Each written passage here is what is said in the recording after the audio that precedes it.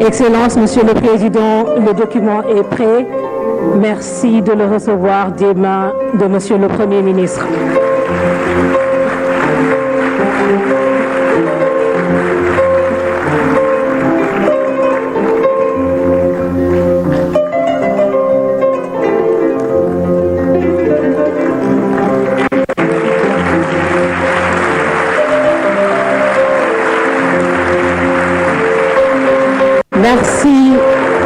Merci beaucoup. Et nous allons à présent inviter son Excellence, M. Bassirou Diomaye Diakhar Faye, à prononcer son discours officiel qui lance le référentiel, sa mise en œuvre. Merci donc de rester attentif au discours de son Excellence. Monsieur le Premier ministre, Mesdames, Messieurs les ministres et secrétaires d'État, Excellences, Mesdames, Messieurs les ambassadeurs et représentants du corps diplomatique, Mesdames, Messieurs les partenaires techniques et financiers, honorables élus territoriaux, notabilités religieuses et coutumières, Mesdames, Messieurs les représentants du secteur privé, de la société civile, des organisations d'agriculteurs, d'éleveurs, de pêcheurs, d'artisans, Mesdames, Messieurs les représentants des femmes et des jeunes, honorables représentants des forces vives de la nation, honorables invités en vos rangs et titres, mes chers compatriotes. Je voudrais avant tout propos exprimer ma compassion et ma solidarité aux populations riveraines du fleuve Sénégal qui ont été durement frappées par les inondations dues aux crues du fleuve éponyme. Mes chers compatriotes, je me rendrai dans la région de Kédougou pour apporter mon réconfort aux populations éplorées. Les 18 et 19 octobre 2024. D'ores et déjà, le ministère de la Famille et des Solidarités, accompagné du ministère de l'Intérieur et du ministre de l'Intérieur et de la Sécurité publique, sont dans la région au chevet des populations qui ont été touchées par ces inondations. Mes chers compatriotes, le 24 mars 2024, le peuple sénégalais souverain a décidé, dans un élan de responsabilité historique et patriotique, de m'élire à la tête de notre cher pays, le Sénégal. Ce choix sans précédent a consacré une volonté collective de rompre de haute lutte avec des pratiques d'un autre temps. Il a également consacré un projet politique inédit qui trouve sa source dans les valeurs séculaires de notre nation, bâties sur l'honneur et la dignité.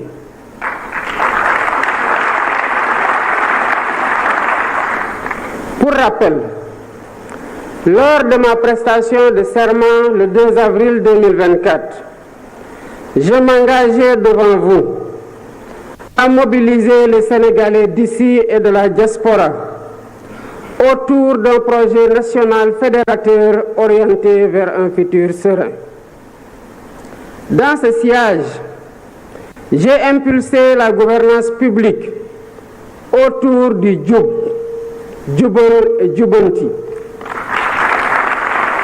pour transcrire dans nos actes et discours de tous les jours la cause primordiale et la volonté sacrée du peuple sénégalais souverain. Dans cet esprit, J'ai demandé au Premier ministre, dès le premier Conseil des ministres, la finalisation d'un nouveau référentiel de la politique économique et sociale, ce qui s'est fait dans les 6 mois, malgré, il faut le souligner, le contexte très chargé lié à la gestion problématique de la continuité des pouvoirs publics après l'alternance. Aujourd'hui, 14 octobre 2024, nous partageons avec les différents segments du peuple sénégalais et la communauté internationale ce document stratégique qui pose les fondements d'une nouvelle ère pour notre pays. La vision Sénégal 2050, agenda national de transformation, révèle donc assurément la dynamique d'un pacte social national pour bâtir un Sénégal souverain, un Sénégal juste, un Sénégal prospère. Ce document traduit en profondeur notre ambition de dépasser les clivages et les défis et de réviser totalement les schémas classiques du passé qui entraînent une stagnation et une régression sociale inacceptable, entretenue par une gouvernance de confort vigoureusement indexée et fortement rejetée par les populations. Les populations déterminées à changer inéluctablement leur sort. Avec le référentiel présenté et déployé, nous devons consolider durablement une nation solidaire, une nation résiliente et résolument ancrée dans la modernité, le progrès et le bien-être de chaque Sénégalaise et de chaque Sénégalais. Au demeurant, nous prenons date à partir d'un héritage lourd, marqué par une situation économique, budgétaire, financière et sociale extrêmement difficile et complexe, qui trouve des explications dans la mauvaise direction empruntée par notre pays dès les premières années de notre indépendance.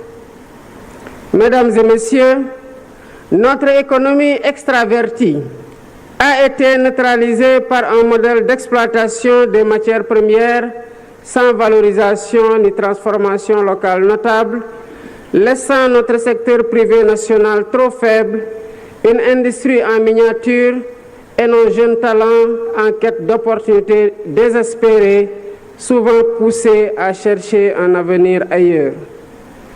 Ces choix généralement imposés ont non seulement limité notre potentiel de développement, mais ils ont aussi peu à peu dépossédé le pays de la maîtrise de son destin. Je ne saurais m'étendre outre mesure sur ce diagnostic inquiétant à première vue, mais qui ne doit pas nous décourager ni étouffer ou nous figer. Car la force d'un pouvoir, c'est sa capacité à agir, à fixer un cap stratégique, mais également à trouver dans le temps et dans l'espace, et selon les circonstances, les meilleures solutions et les meilleures coûteuses pour répondre aux défis présents et futurs, ainsi qu'aux aspirations et préoccupations légitimes des populations. Mes chers compatriotes, la transcendance du consensus, du sursaut et du don de soi pour asseoir notre souveraineté et libérer les énergies, les talents et les potentiels de notre nation. Nous devons être fiers de notre nation.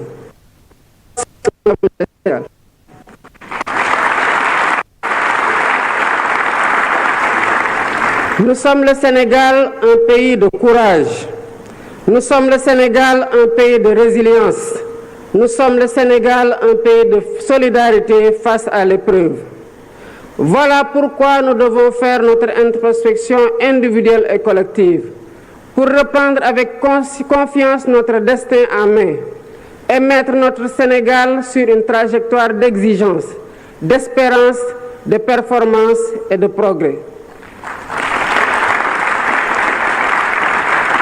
C'est tout le sens et la pertinence de la vision Sénégal 2050. Cette nouvelle stratégie nationale de développement est une réponse innovante au défi de la transformation systémique du Sénégal. Elle repose sur une vision endogène claire, cohérente, ambitieuse et assumée. Cette feuille de route pour les 25 prochaines années, qui fait l'objet aujourd'hui d'un partage et le fruit d'une réflexion collective, est déclinée en stratégie quinquennale et décennale.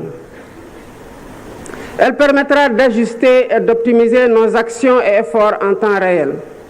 Ainsi, la transformation systémique du Sénégal repose sur 4 axes stratégiques déterminants. Le premier axe consiste à asseoir une économie compétitive, créatrice d'emplois. Nous visons à bâtir une économie diversifiée et résiliente, mais aussi inclusive. Cela passe par la valorisation de nos ressources naturelles, qu'elles soient agricoles, minières, pétrolières ou gazières, à travers une industrialisation ambitieuse. Nous intégrerons nos matières premières dans les chaînes de valeur mondiales et nous transformerons nos richesses sur place, en particulier grâce aux technologies numériques et artificielles. Le développement de pôles économiques viables associés à un cadre des affaires attractif contribuera à renforcer le secteur privé national et à diversifier notre économie. Dans les tout prochains jours, une loi sur la souveraineté économique viendra consacrer cette dynamique en s'appuyant sur une stratégie de financement solide et concertée avec toutes les parties prenantes. Le deuxième axe est celui de la durabilité et de l'aménagement du territoire. Notre développement ne sera viable que s'il respecte et préserve notre environnement. Nous avons le devoir de protéger notre biodiversité et de promouvoir l'économie circulaire pour que le Sénégal devienne un modèle en matière de gestion durable de ses ressources. En parallèle, l'aménagement équilibré de notre territoire sera assuré grâce à 6 grands corridors de développement qui désenclaveront les zones rurales et relieront les pôles de croissance. Nous veillerons à offrir à tous un accès équitable aux infrastructures essentielles, en particulier dans les régions les plus reculées. L'expansion des énergies renouvelables telles que le solaire et l'éolien jouera un rôle central dans la transition énergétique du Sénégal afin que nous puissions léguer aux générations futures un pays respectueux de son environnement et en phase avec les défis climatiques. Le troisième axe porte sur le renforcement du capital humain et sur l'équité sociale. L'investissement dans l'éducation, la formation et l'innovation sera au cœur de cette transformation. Nous mettrons en place une politique éducative de qualité pour tous, ainsi que des réformes visant à offrir à chaque Sénégalaise et à chaque Sénégalais des opportunités égales, quel que soit son lieu de résidence.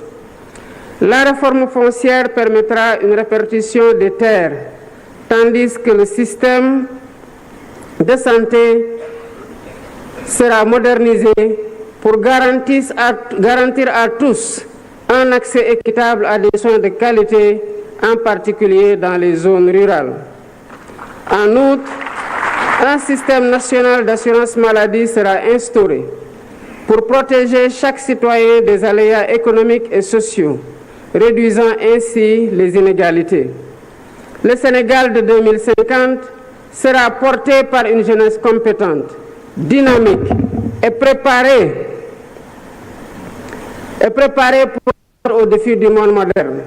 Ce capital humain de qualité sera l'un des piliers de notre compétitivité économique. Le quatrième axe concerne la bonne gouvernance et l'engagement africain. La refonte de nos institutions est indispensable pour servir au mieux les aspirations de notre peuple. Nous combattrons durement la corruption et nous réformerons l'administration pour en faire un levier puissant au service du développement. Ce processus de gouvernance renforcée garantira une gestion rigoureuse de nos ressources, assurant que chaque action entreprise contribue à l'atteinte de nos objectifs collectifs. Notre engagement panafricain sera également réaffirmé avec un renforcement de la coopération avec nos pays frères.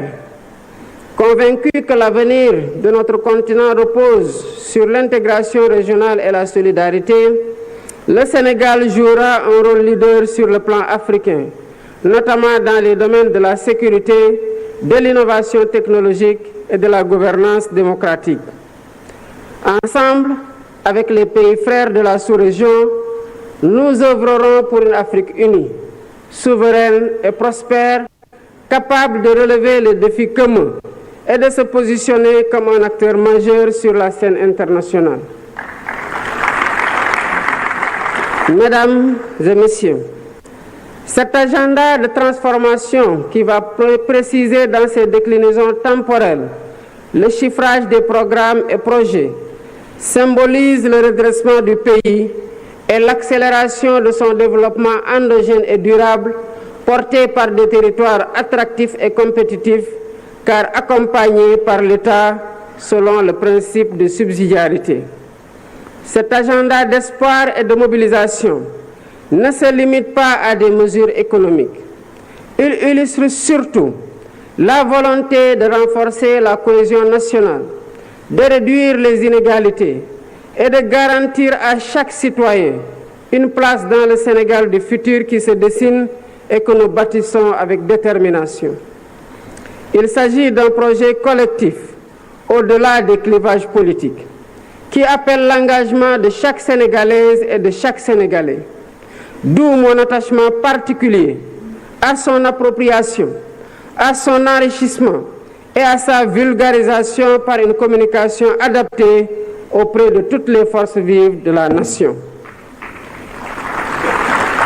L'agenda 2050 s'adresse autant aux Sénégalais d'aujourd'hui qu'aux générations futures. C'est une vision pour un Sénégal qui n'aspire pas seulement à participer au monde de demain, mais à y jouer un rôle majeur, à être un acteur de premier plan dans la sous-région et un modèle de développement pour l'Afrique. Je voudrais, à cet instant précis, adresser mes chaleureuses félicitations au Premier ministre Ousmane Sonko.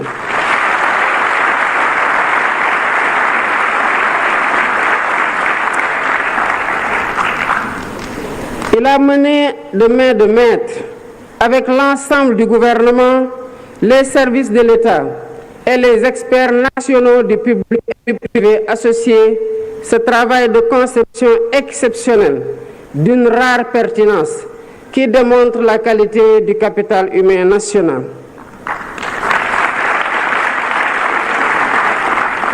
Mes chers compatriotes, notre volonté ne pourra être complète que si nous avons les moyens de notre autonomie économique, monétaire, énergétique, alimentaire, mais aussi sociale et culturelle.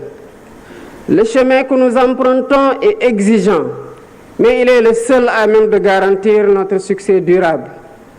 Les citoyens doivent être exigeants envers les gouvernants, mais chaque citoyen doit aussi être exigeant avec soi-même dans son apport personnel dans l'œuvre de construction nationale. C'est ainsi qu'ensemble, comme un seul peuple, poursuivant le même but et animés de la même foi en notre progrès, nous construirons un Sénégal plus fort, un Sénégal plus juste, un Sénégal plus prospère. Vive le Sénégal souverain. Je vous remercie de votre aimable attention.